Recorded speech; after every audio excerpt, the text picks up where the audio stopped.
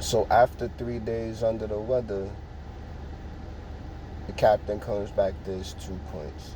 Wondering where we're gonna have some more inklings of the black and gold, sprinkled in for early seed planting.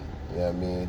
Let's just call this period the tilling of the soil. We could be all the way wrong on it, but you know, there's a lot of development happening on the product. So that's one piece of optimism that we'll keep right there. Giovanni Vinci, Apollo Crews, NXT this week wasn't bad. That was a great way to open the show, in my opinion. Like this is the main idea of, I think, the night. For me, at least, I didn't really get to see, obviously, the whole episode, but from the things I did get to see, it was solid builds all the way around. So I'm not down on too much of any of it, except for the most obvious parts, but we'll get to that in a second, because I definitely got thoughts. J.D. McDonough, Cameron Grimes. Look, we gonna need to see what's happening with Cameron Grimes, because clearly the JD character is jumping in. I think Grimes could use the win, and JD not gonna take no L's. JD come back and take an even stronger win on more noted, maybe somebody. Like, I think him and Zion might have a good one. Maybe throw him in there with Zion and Solo right now, if they keep their fight going, which definitely has some real good vibes on it, because when they first started debuting, I couldn't make the difference between them. Just, still new characters. Clearly know the difference now, but, moving forward.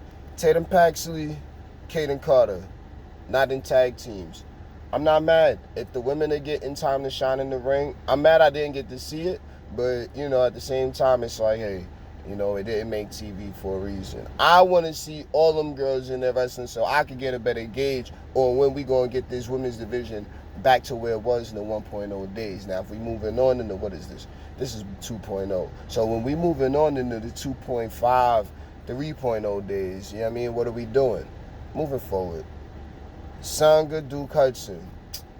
I don't want Duke to lose, but they ain't put it on TV, so it's fine because it's character development. Sanga, same thing. I'm not really too here or there with Sanga because I don't get to see him too much, but we going to see. And I'm not going crazy to see him, if that be known. So that's fine on my side. But as time progresses, like, I'm optimistic about these guys' development. You know what I mean? It's also still a wrestling show. Solo, Von Wagner, no contest. Is that who's fighting right now, or is that running straight in there with him? I can't remember. I guess it's Von Wagner. Oh, yeah, it is. Von Wagner, pardon me with the solo talk. My bad. Yo, Von Wagner with his little squad right now. I'm liking it. I'm not opposed to it at all. Indy Hartwell, Lash Legend, that's a win I'll take. I like that. I respect that one on both sides.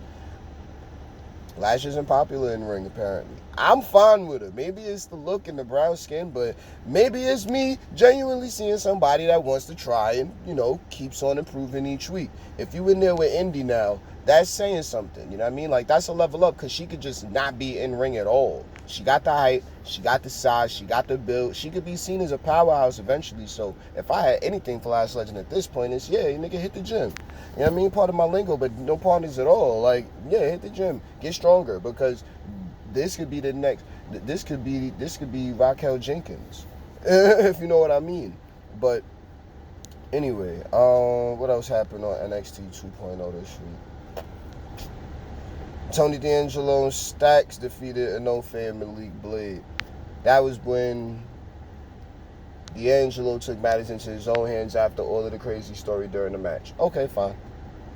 I'm not mad at it. I'll take it. I'll deal with it. I'm not mad at it. We just gonna have to see when my man come back and take Legato back under his wing. You know what I'm saying? So let's see how that goes. Mandy Rose, Roxanne Perez.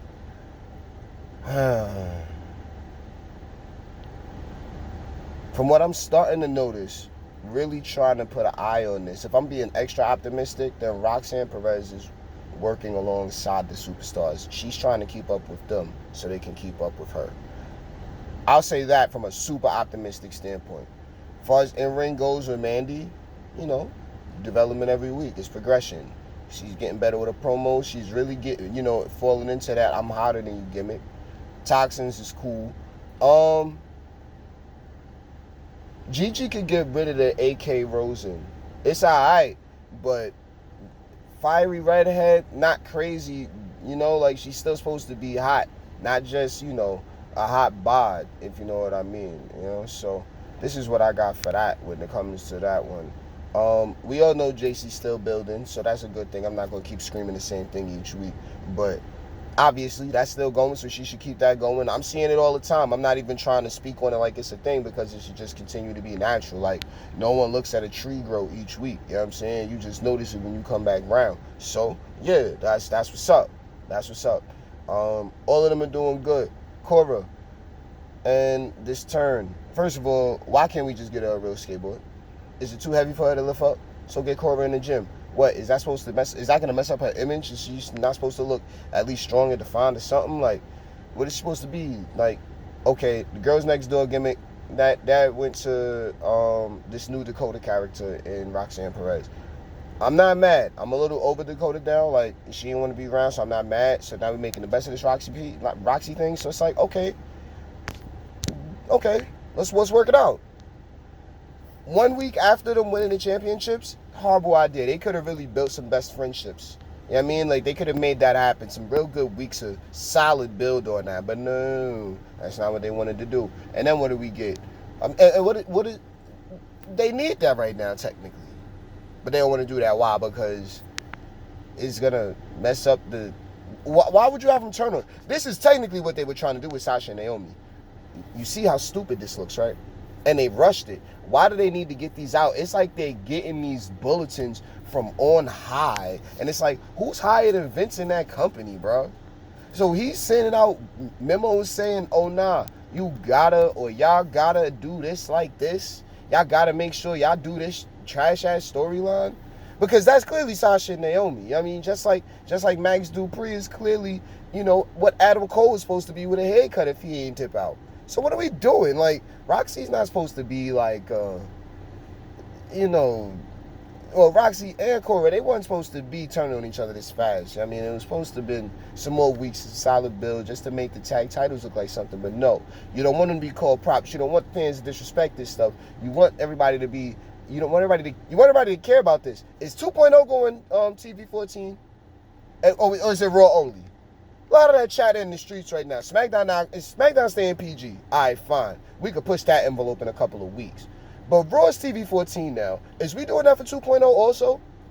Pushing the edge and limit on stories? Can we push the edge limit on in-ring? There we go.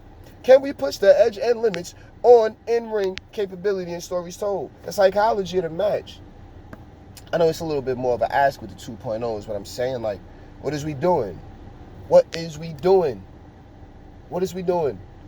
This shit 14 now. What is we doing? What the fuck is we doing? It's 14 now. What is we doing? What's the game, man? That's 2.0. That was this week. I don't care if I'm late. Man, the 2.0s need to hear this. They need to hear this, and they know they need to hear this, so they can damn sure wait for it. We got to wait for all kinds of great storylines on the main roster. The 2.0s need to be made to be accustomed to all sorts of this waiting line bullshit. Or the main roster formula could completely change, and we can have a whole new product which gets at least 4 million viewers each week. But, man, we still breaking out of the 100,000s in 2.0 land, and we got a lot to do to get to where I'm looking at astronomically. So, subscribe.